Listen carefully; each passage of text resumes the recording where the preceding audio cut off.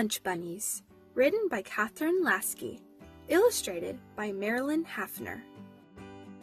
Clyde was practicing. He was carrying a tray with a small carton of milk, an orange, and a peanut butter and jelly sandwich across the kitchen to the table. The orange began a slow roll toward the milk carton. Clyde stopped walking and tipped the tray slightly to make it level. "That's great," said his mom, watching him. Tomorrow was Clyde's first day of school. He was ready to learn how to read and ready to learn how to write, but he was not ready for lunch. "You better hope they don't have soup," his older brother Jefferson muttered. "They won't have soup on the first day of school," said their mother. "That would be too much for first graders like Clyde." "You never know," Jefferson said. "Oh," gasped Clyde. He could just hear a big wet splat of soup on the cafeteria floor. "Yeah," said Jefferson, as if he were reading Clyde's thoughts.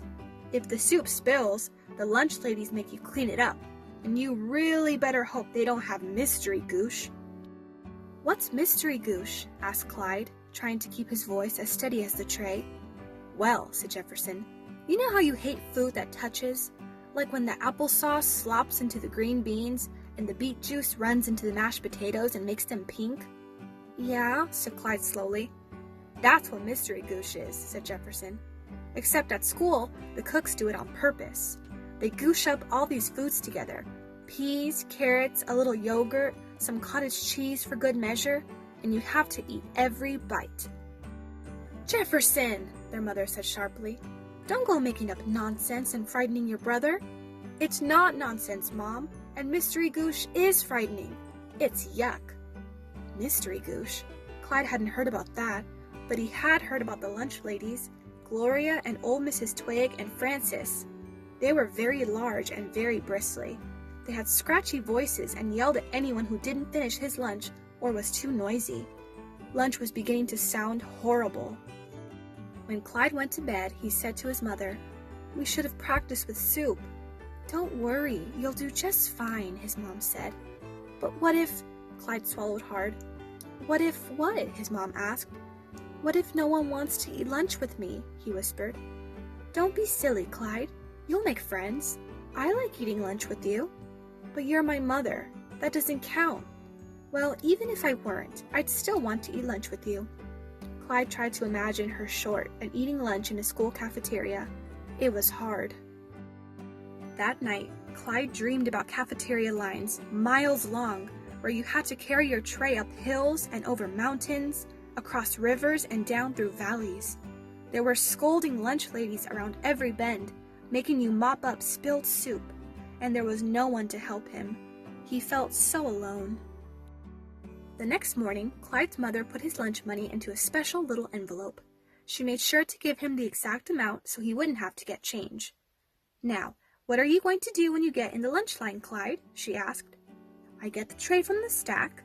I put it on the counter to slide it along. I get out my envelope and open it up so the money lady can get it easy." "You won't have time to do all that," Jefferson interrupted. "Everybody's in a hurry. They're not going to want to wait around while old Clyde takes out his envelope, drops a dime or two on the floor." "Hush, Jefferson," said their mother sharply. She turned to Clyde. "You're going to do just fine, dear," and she kissed them both goodbye. All morning long, Clyde worried.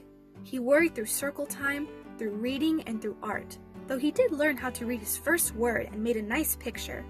Then the teacher announced, "Lunchtime! Please have your lunch money ready. And remember, no shoving in line." Shoving? Clyde hadn't heard about this. The thought was just too horrible. "Have you heard about Gloria, the lunch lady?" the little girl next to him said. "She yells all the time. That's what my sister told me." "No," said another boy. "That's Mrs. Twig. She's hard of hearing. She can never hear what you say, and she gets the change mixed up all the time." "What's for lunch?"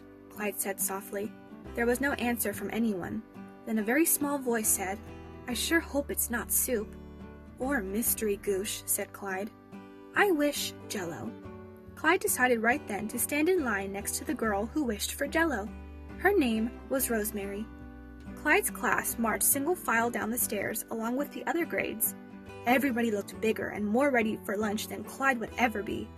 Clyde suddenly wished he could skip lunch completely. I have a stomach ache, he whispered, but no one heard him. Let's move that line!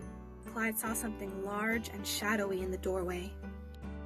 It must be Gloria. Clyde had a close-up look. Gloria was big and lumpy. She wore a spidery hairnet and had big, tufty eyebrows. Both hands on the tray, she said, turning toward Clyde. Oh, you must be Jefferson's little brother. You look just like him. What's your name? Clyde. What's that? I can't hear you, she said. Her voice was large. Clyde? What? Right here, Sonny. And this time she bent over and pulled him toward her ear. Clyde! What a nice name. It rhymes with slide. And that's what you have to do. Slide the tray along the counter, okay? Clyde? Slide? She chuckled. Okay, Clyde said. Clyde took his tray. Sweetie, another lunch lady behind the counter held up an ice cream scoop. You want some? It's mashed potatoes, not ice cream, whispered Rosemary to Clyde. Weird. There were green beans, too, and something in a bun with ketchup called sloppy bens. And there was Jell-O. But it was very strange Jell-O, stiff and carved into little cubes. It didn't shake or shimmer like the Jell-O that Clyde's mom made. Finally, they came to Mrs. Twig, the money lady. She seemed very old. Clyde was worried. Would she be able to see his money? Rosemary gave old Mrs. Twig her money. She did it perfectly and was now heading toward a lunch table for first and second graders. It was Clyde's turn. I have the exact change, he said in a loud, clear voice. Thank you, Sonny. Mrs. Twig nodded and smiled. Now for the last hard part, to pick up his tray and carry it to the table. He could see Rosemary ahead of him. Oh dear, he thought. There was some spilled juice on the floor, and she was heading right for it. Suddenly, he saw her skid. She hung on to the tray. Clyde felt his breath freeze. The dish of Jell-O went flying off. The little ruby red cubes of Jell-O were spinning through the air. They bounced off the floor in boing boing jumps before they finally stopped. Oh no, Clyde thought. Poor Rosemary.